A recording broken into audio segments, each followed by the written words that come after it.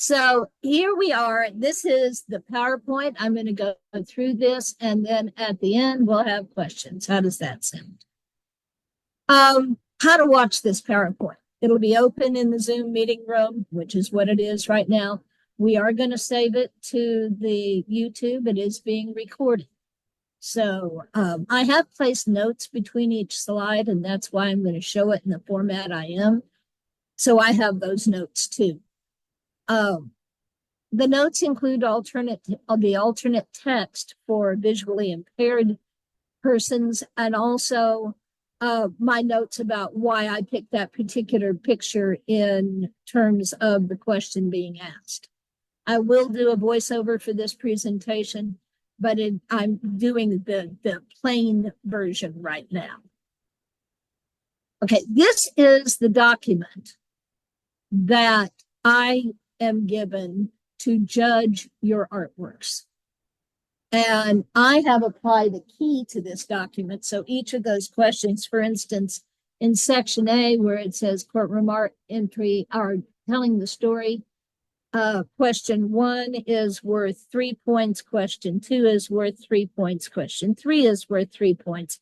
And I add an extra point to make that a total of 10 for a complete image. In other words, it's not halfway done.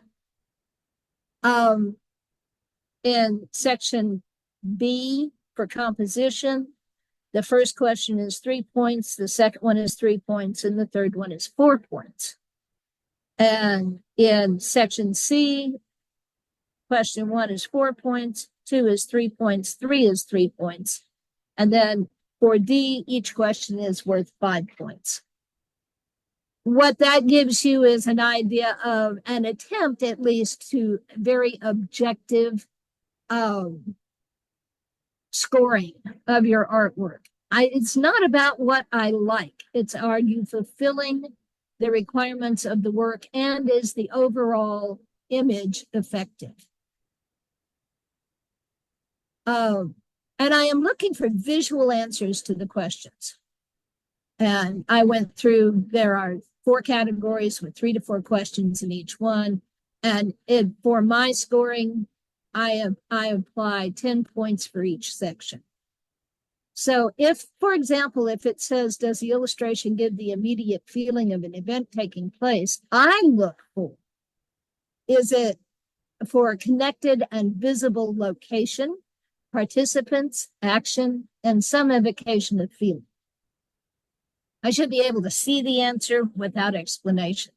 It doesn't, or I don't need to also just know. I don't know in advance that it's a courtroom. I need to see that it's a courtroom. Because the people in the newspaper or online or on the news, on TV, they may or may not know what they are seeing. So you need to give them the visual that will tell them what they are seeing. So let's go through the form by the question and by the section. The first section is telling the story. Does the illustration give the viewer an immediate feeling of an event, an overall event? I gave you 2 examples. The one on the left, it's a drawing of men sitting at a desk, but it's not clear where they are or what's going on.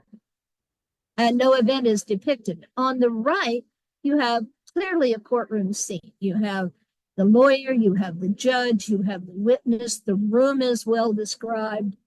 And so it is immediate that you know this is a courtroom scene.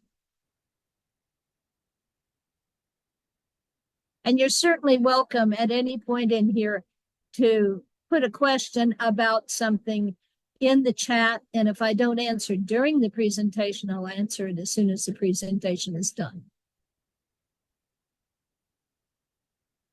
So the first one is pretty obvious, and I've tried to keep it somewhat so. Okay, the second question, does the artwork evoke an emotion or show an action? Well, if you look at these 2, and I, by the way, don't compare when I am judging. I only compare to what the question is, not artworks to artworks.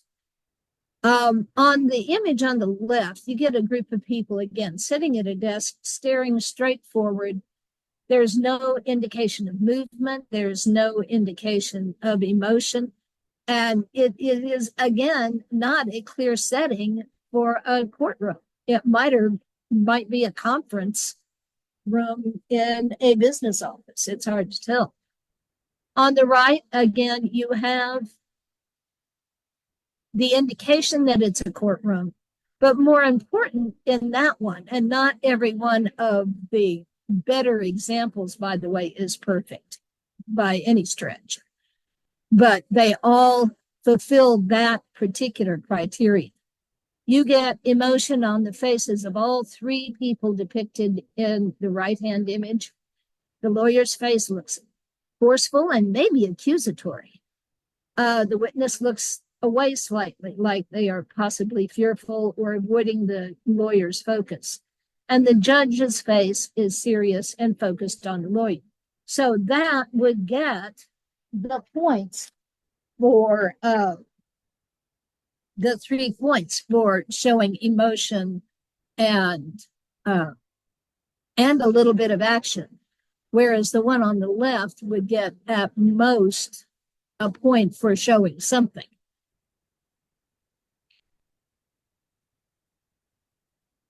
Okay, the third question in the third question in section A, telling the story. Does the sketch have enough information to hold the eye for a period of time? Well, there's information and there's information. On the left, you do have a description of a courtroom. You do have a drawing that shows a room that is likely a courtroom. But there's so much empty space that it doesn't become visually interesting, and it doesn't hold the viewer's attention for a longer period of time. On the other hand, the one on the right, there's a lot of detail. And there's the drawing itself is visually rich. The detail of the room is considerable so that you have something to look at and things to look at and connect and all of that. So that's why the one on the right is a better example of a sketch that provides enough information to hold the eye for a period of time. We go into the second set of questions, section B, on the judging form, and that is composition. And this is a place where a lot of times I start applying the principles and the elements. So you remember the principles of art and the elements of art, and you'll hear that terminology when I write my notes on your judging form. And I do put notes on the judging form so the artist knows what I was looking at and what I saw or didn't see. On the left, you have do you have a definite indication of a courtroom interior to describe the place? On the left, the obvious answer is no. There is no room. You have a circle of people around a person identified as a judge, but that alone does not make it a room. It's a series of vignettes placed in a circle around that judge. So as far as a definite indication of courtroom interior, no. On the right, you clearly have a courtroom. You have the judge and the witness in their appropriate positions. It is clear that it is a courtroom. The space is identified, even the walls are identified. That's important. You know, it's not just floating in space either. And remember, if you have questions about any of these, put it on the chat. We'll talk about it. Okay, under composition, the second question is, are the figures in the illustration large enough to focus on, yet small enough to be placed within the structure of the courtroom? The drawing on the left of the person in glasses he takes up the whole right side of the picture plane. And the person at the table and the table itself and the computer and everything else takes up the left, kind of, it's less than a half. So it's let's say a third, where the figure on the right takes up 2/3. Certainly the figure on the right is large enough to focus on, but it's out of proportion and scale to the room and the figure and the person on the left. It doesn't make sense in terms of scale and proportion and even perspective. On the right, you have the person holding a sign to show to a lawyer in the courtroom with a judge sitting behind the witness. The figures are all correctly sized to the furniture and to the room and to each other. So the scale itself is balanced. Everything feels like it's in balance, where the image on the left is out of balance. It's not bad, it's just not balanced. Okay, third question under composition. Are the elements of witness, judge, attorneys, etc., placed in an arrangement proportionate to the page? In other words, do they fit the page and create balance on that page? If you look at the one on the left, all of those things are there and the sizes are reasonable. They do fit, but the windows or screens behind the lawyers' desks float in space, for one thing. There's no floor indicated, no wall and floor meeting indicated, so they just kind of float in space. And the lawyers and the desks cut across at a diagonal, and that bottom right portion of the image is empty. And it is not in balance. It's heavier to the center and to the left and to the top than it is to the bottom.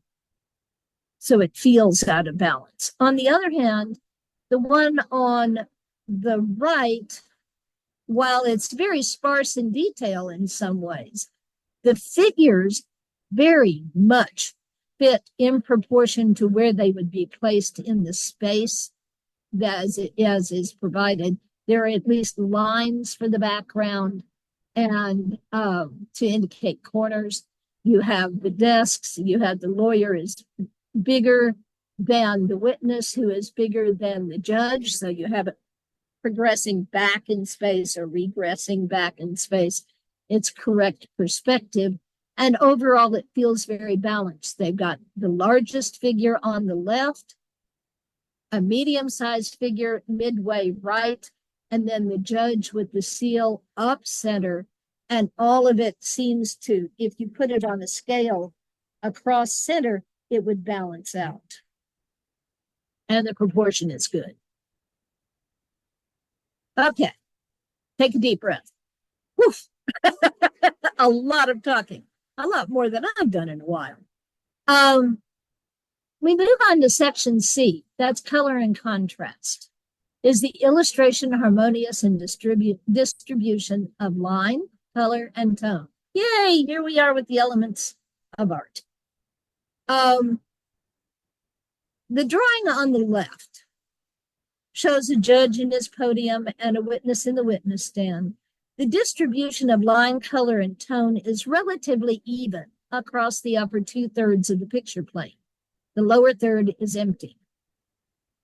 There is some variation in line work, yes.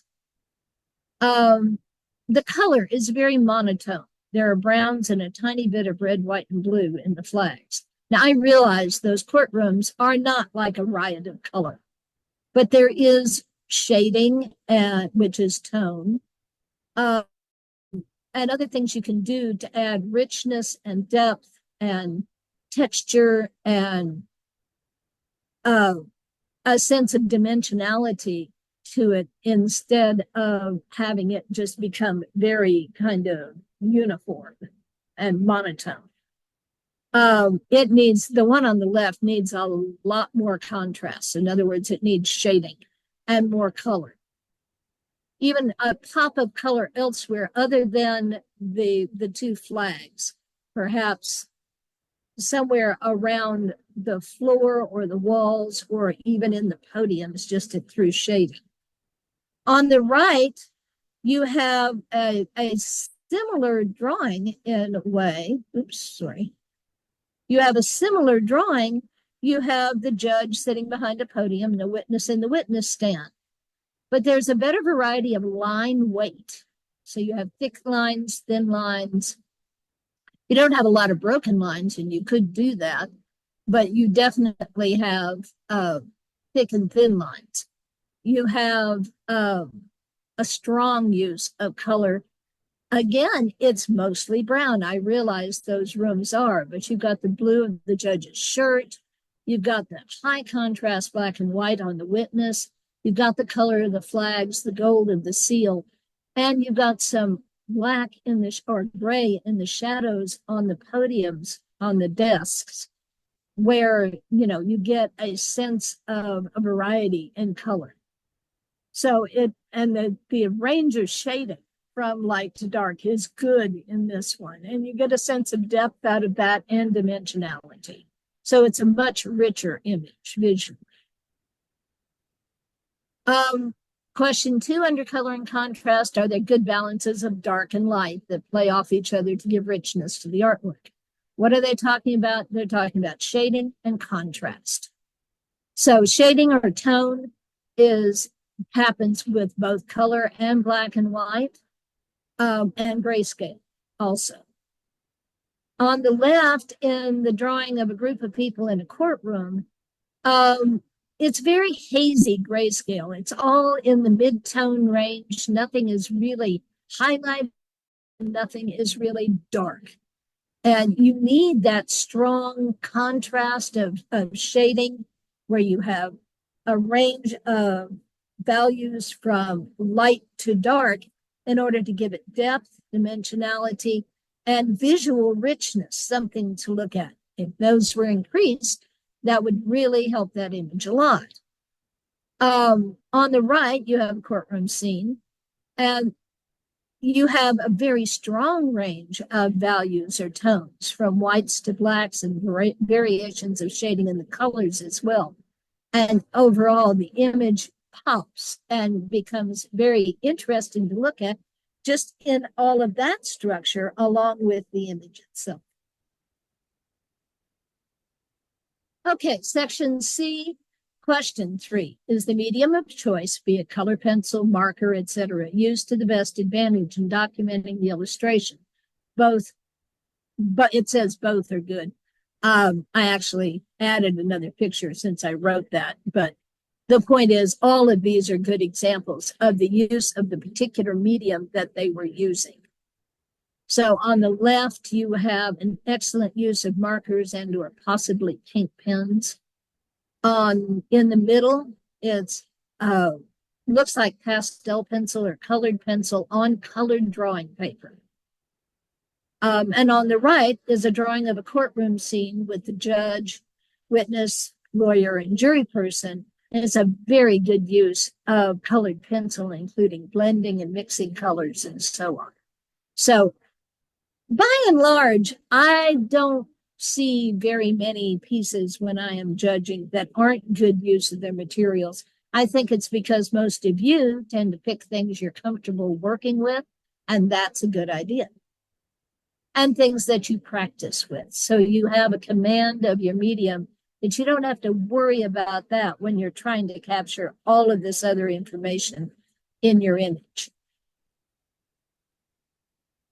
Okay, and then the fourth section of the criteria is authenticity. And there are only 2 questions there. And very rarely does anybody get less than a 4. Most people get 5s on both of those. The first question is, does the artwork convey a professional feeling without seeming cartoonish?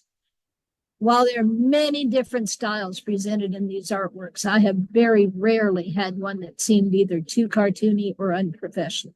It has to be totally unfinished. It has to look like a thumbnail sketches before it's going to get into that range for me.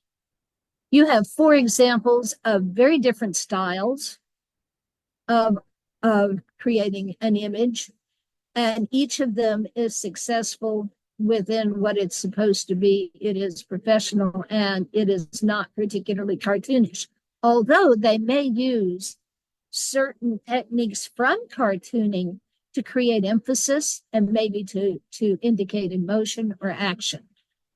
The one on the left, up left, is a sketchy drawing and marker in a realistic style with some stylization, leaning toward a little abstraction.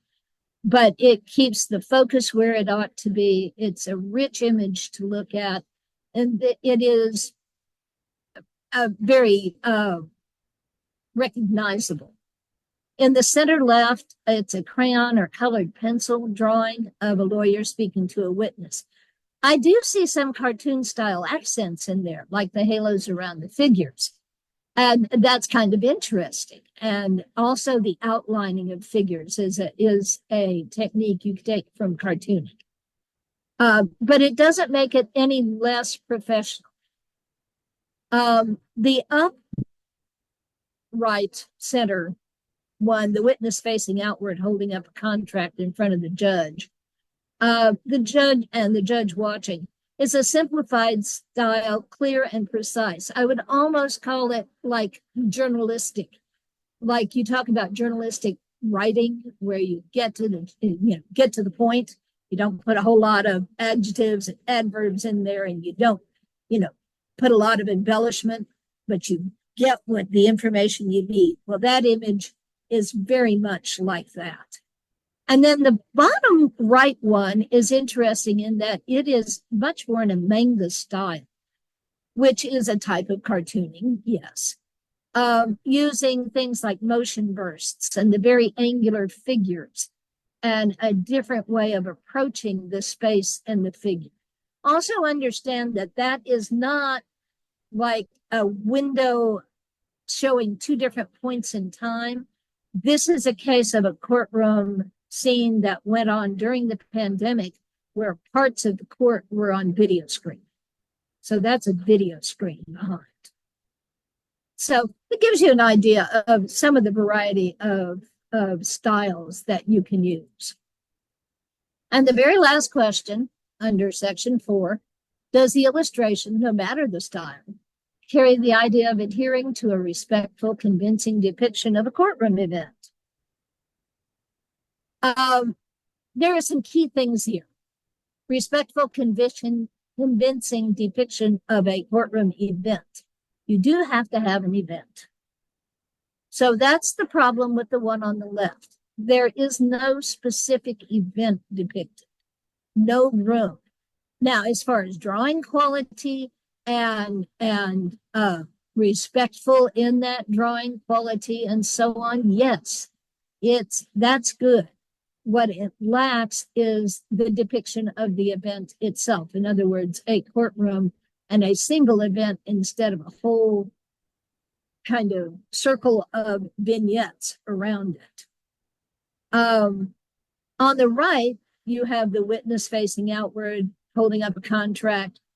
Everything is convincing and clear, and it is definitely a courtroom event. Now that's my last slide on this, and I will figure out how to get this posted up.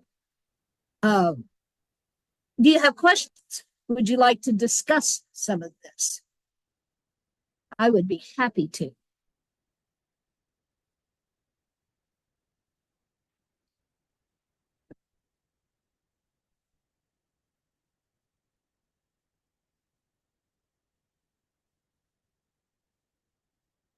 You can, if you want to, turn on your audio and ask out loud. You don't have to type it in if you don't want to.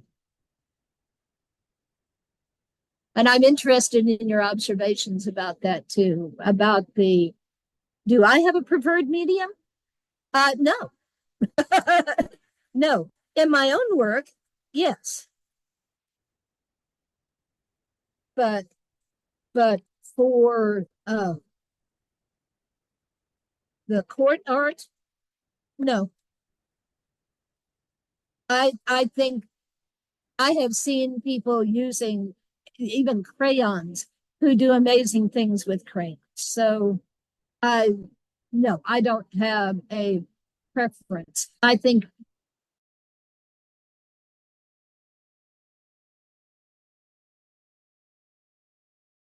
probably pastel pencils, judging from what I've seen when I've been able to see them in person. Um, and all of them work equally as well. I think what really matters is what works for you. I Is there a specific type of paper? As far as I know, it clean paper, not lined notebook paper. I don't mean to be facetious about that. Um, I would use sketchbook paper or drawing paper, paper appropriate to your medium. Um, you're not going to use canvas, obviously. And you can use colored paper. Colored paper is allowed. And you've seen some examples through this that were colored paper. Um, so I'd say good sketch paper, uh, suitable to the medium. Colored paper is allowed. I like you're asking questions. This is wonderful.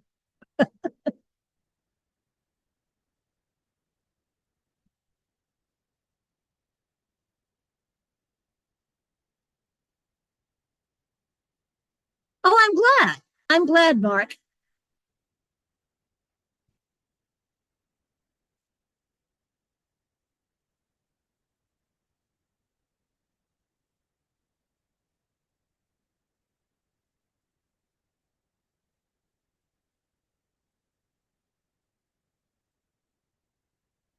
I I think the time limit is the length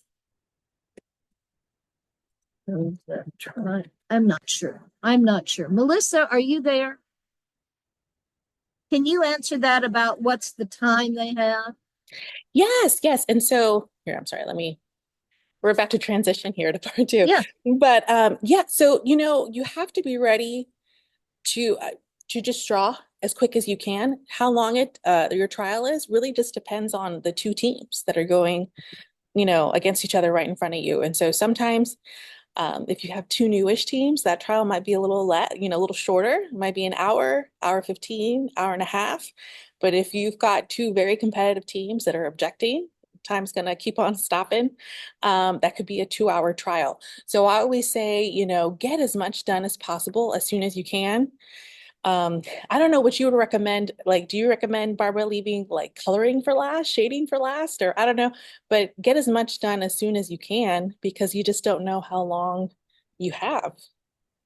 I think like you would do in a drawing class, you probably want to get down all the major information, maybe sketch and pencil or whatever is your kind of background medium, and then go back and fill in the details. But if you set your scene enough that you can then work around, it gives you something to work with. If you just try to catch it all in 2 minutes, yeah, that's going to be really hard.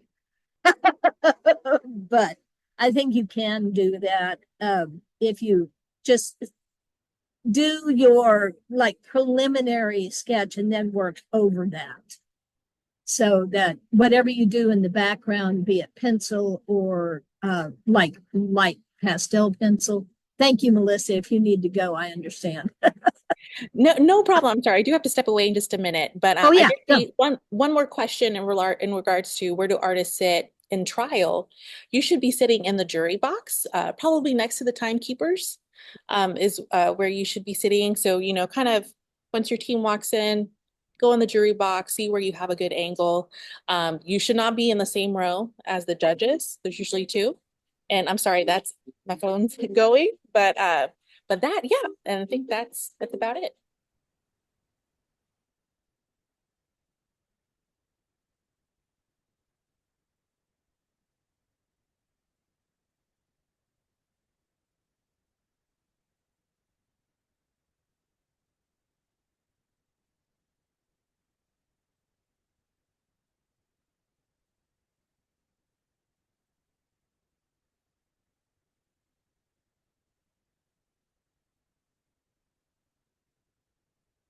Okay, those were all good questions so far. 11 by 14 paper. I see what you said up there, Althea, about you have to use 11. That would make sense. It's pretty standardized, and that's a sketchbook size. I would think it would be easiest, and especially, I know I get works that have the perforated edge, not perforated, the spiral edge on them, and they don't count off for that. If you want, use a sketchbook that has perforations. So once you've done your drawing, you can remove it from the sketchbook and not have that edge. That's fine. But either way, the sketchbook would then provide a kind of like almost easel for you to work on, that you don't have to chase your paper around as much. You may also want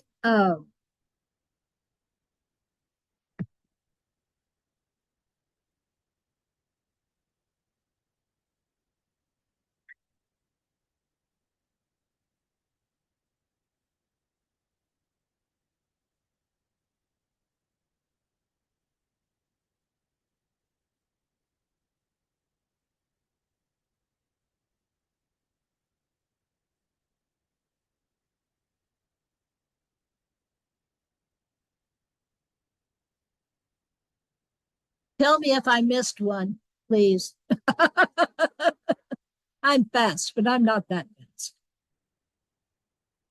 I'm learning some things here too. Um,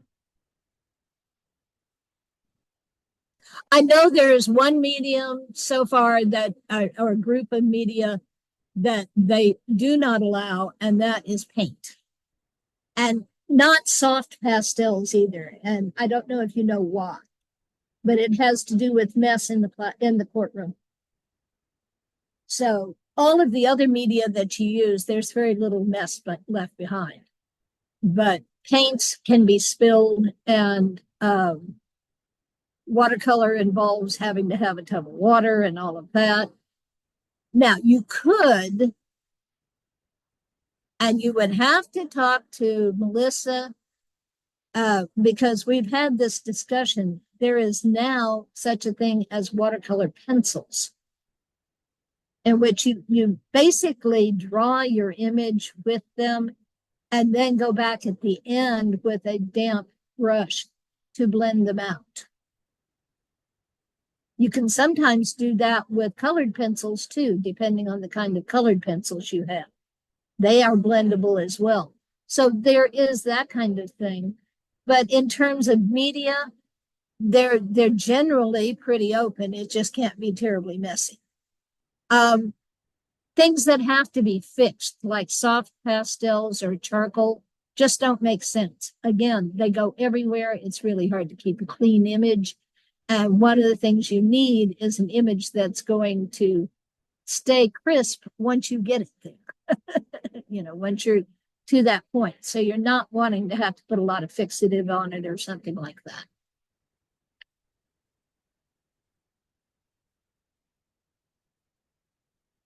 What was that question, Althea?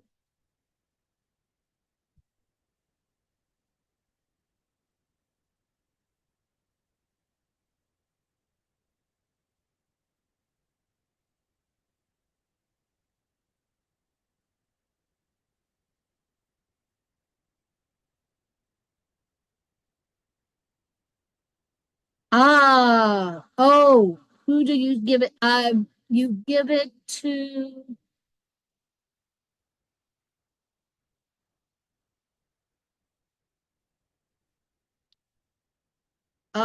Melissa says the presiding. Okay.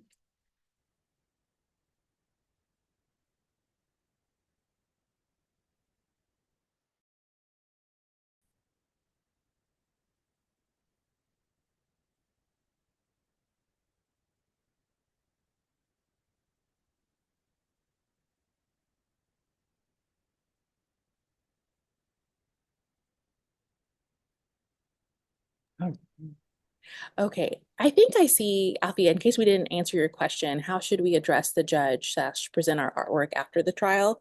So I think so trial's over. Before the presiding judge even steps off the bench, I think if the trial's over, you should be able to leave the jury box, go over and hand it to him. The judge should also have a script, a note, like he should kind of know, especially in round two, that that's the round where artwork is submitted. And so he should also be expecting it, but you should be able to just go over and hand it to him, and he's going to take it up for judging. And so I hope that answers your question. It might even help too to, if your attorneys, if they want to, Your Honor, can we, our artist has completed her artwork. Can we, publish this to the bench, however you want to do it. But once the trial is over, just make sure you get it to the presiding judge before they leave. So on the back of the artwork, we're actually going to have stickers this year that you're going to be able to put on the back of the artwork, that you'll be able to just have your name and your team letter, because we don't want the judge to know what school you're with. But and if not, you can just write it on the back, just your name, team letter, and go ahead and add what courtroom you're in, just in case, something gets misplaced. I'd like to say about that, that's a very good idea. Please do not sign on the front of the artwork. I really am not supposed to know who you are. I know what courtroom you're in, but I don't judge anything to do with school or individual person. And the less I know, the better. So do not sign on the front. Just put it on the stickers on the back.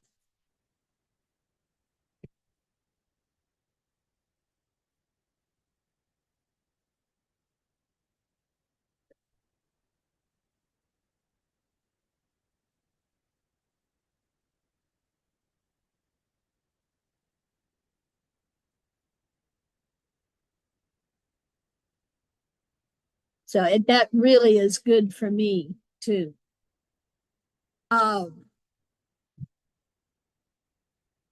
It's just more fair for everybody. I've judged for a long time now, and I would maybe recognize teams, but I don't go out of my way to do that. I go out of my way to be as objective as I possibly can. I think you guys deserve that, and that's my integrity as a judge.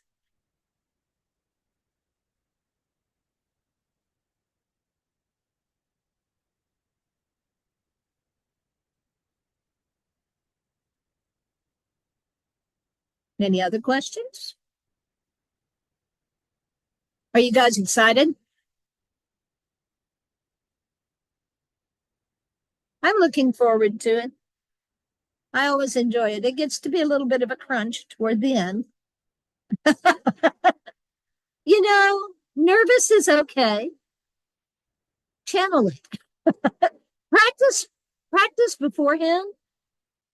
Find yourself a situation, sit in a room full of people, sit, someplace where you have a bit of a time crunch. You have to gather a lot of information and practice a little bit just to get used to the situation of having to do it in a given period of time and all of that. It'll help. It's like rehearsing for a play. You don't walk up on stage and just spout lines. Although there are some people who think they can. But you do if you rehearse, if you practice a little bit, then when you're in that situation, you're comfortable and you can focus on what you need to focus on and channel that nervous energy.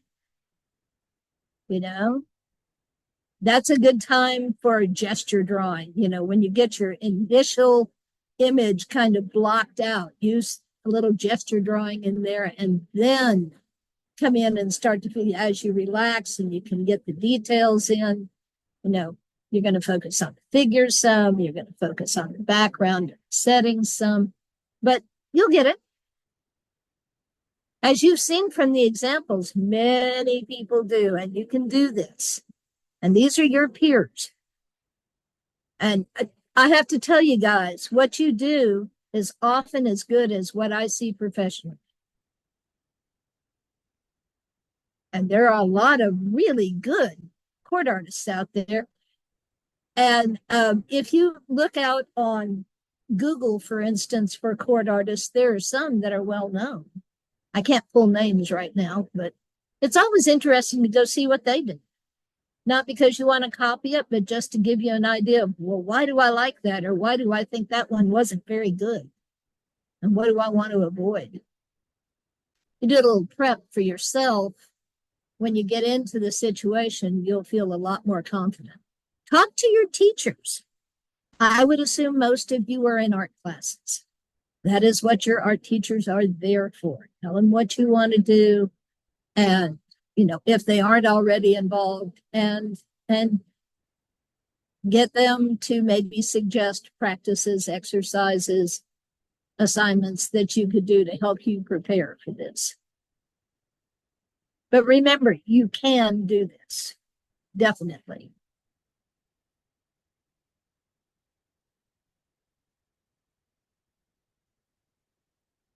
I don't know how much longer this goes. It's 10:45. This has been interesting. This is a first on the art side, at least for me.